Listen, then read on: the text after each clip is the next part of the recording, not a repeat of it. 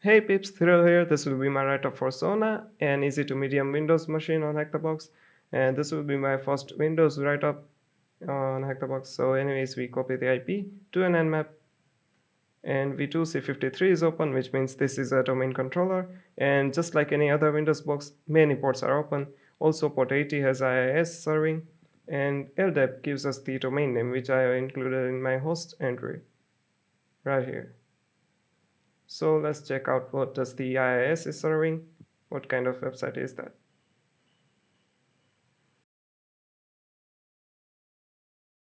So we see a pretty static, simple website. Like it has the same page repeated many times. Like if you go to any other page, it will be pretty much the same. Except in the about page, we do see some usernames, which will be useful later. There's also this single page, which is pretty useless, so don't mind it. There are some usernames, but they don't matter. Anyways, there is also a contact us page, and if we look at the source, we see that it's submitting the form to itself, so it's pretty useless.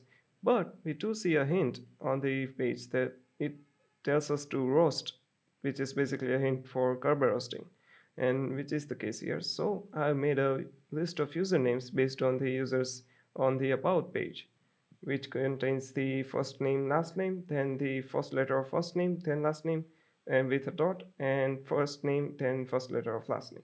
Pretty standard username list, and I'll be using Impact's getNPU users in order to perform the Kerber roasting. So I think yes, it has the users file argument, which we can use for brute forcing users.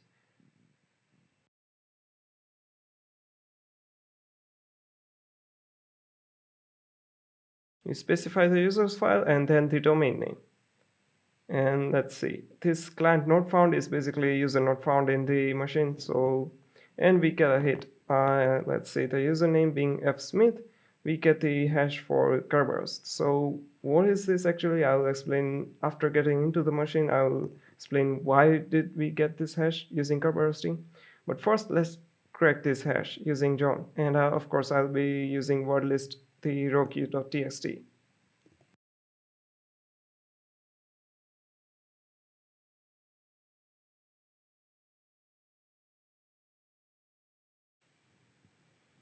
After quite a while, we get the password, the strokes 23, and like it's weird that nmap doesn't report it, but there is actually Evil-WinRM open, and if it is open on 5985, so we can just scan for that port, and it is open, the Windows Management Service. So we can use Evil-WinRM in order to log in. And if you don't know what it is, this Windows Remote Management is basically SSH for Windows. You can basically say that. So we specify the username, password, and tech for the IP. After we get in, we just go back a directory, and I use tree for recursively listing the file, and we can see we have the user flag. And ignore all of these other binaries. These are just due to another player playing this box right now, so just ignore them. And we get the user. So this was really easy. And now will be the medium part of this box. We'll have to escalate to another user, and then we can escalate to administrator. So I'll be of course using winPEAS in order to see what can we do for escalation. So let me just copy the winPEAS.bat file to my directory on which the Evil-WinRM is running, and then we can use the upload feature of Evil-WinRM to simply upload the file without getting into the sortutil or any other kinds of modules for PowerShell. So it's way easier because of Evil-WinRM. And we can similarly download files as well to the current working directory on which we started Evil-WinRM. So after the upload is successful, we can just run winPEAS, and let's see what kind of information does it give us. And we do see some standard information like the PowerShell version and stuff like that. Nothing too interesting right now. So let's see.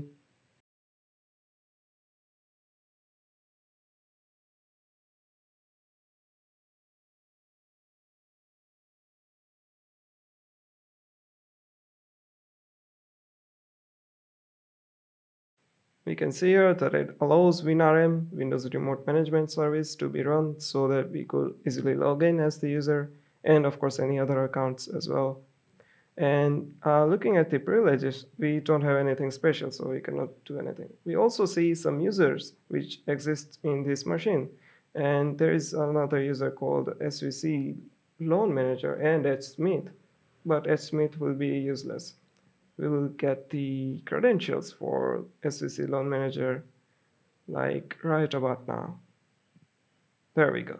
Okay, so there's this registry that contains auto login credentials for this service, SVC Loan Manager, and we can just get this default password, and looks like they have changed the username, but the password still remains the same. So let's exit out of the Evil-WinRM, and we can now use Evil-WinRM again for logging in into SVC Loan Manager account.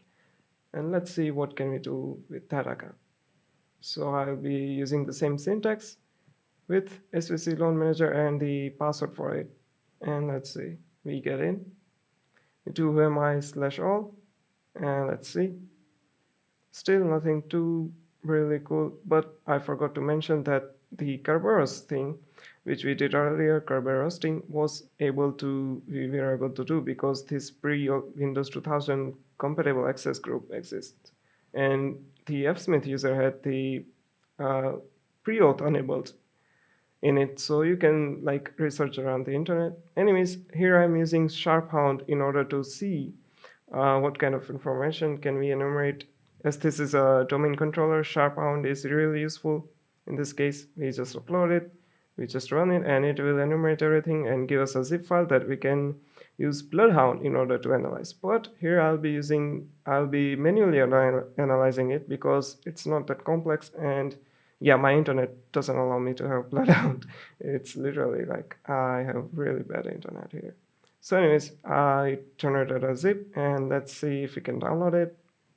Takes a while, but yes, there we go. Okay, so let's analyze it manually. After it is downloaded, I just removed each and every file which we had on the machine so that no other player can just get them, and let's analyze it. So let's see.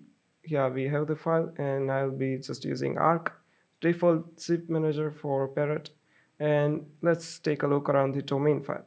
So it displays at the last that this user has these both rights enabled. It doesn't tell us the username. There's also a group with that, but of course we will focus on the user more. But it tells us the SID instead of username, and we can just use the see the user's file in order to see who does this SID belong to. And if I just search for it, it belongs to our loan manager, of course. So what does these two rights mean, and why is our user only capable of having those rights? So with this GetChanges and GetChangesAll rights, we can perform a desync attack.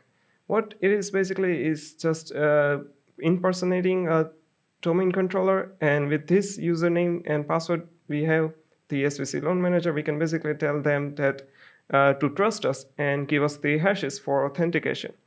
And of course, I'll be using secretstump.py from Impacket. We can also use mimikatz, but you'll have to upload it manually and stuff like that. We can just do this locally from our machine. So the syntax is pretty simple. The domain name / the username, then the password with a colon, and @ the machine's IP. And using this, we'll be able to get the hash, NTLM hash for each and every users basically, because we perform a desync attack again, and you can just research around it on the internet. So anyways, after quite a while, it starts giving us the hashes of all of the users, and now we can just perform a pass the hash attack on using Evil-WinRM, and it can log us on the administrator account. Also see that the hsmith and fsmith both have the same hashes, but that's pretty useless. We get the admin's hash, and we can just log in as admin and grab our root flag. With Evil-WinRM, we can use tech-h and the hash, and then of course the username being administrator. And let's say we should be able to get in.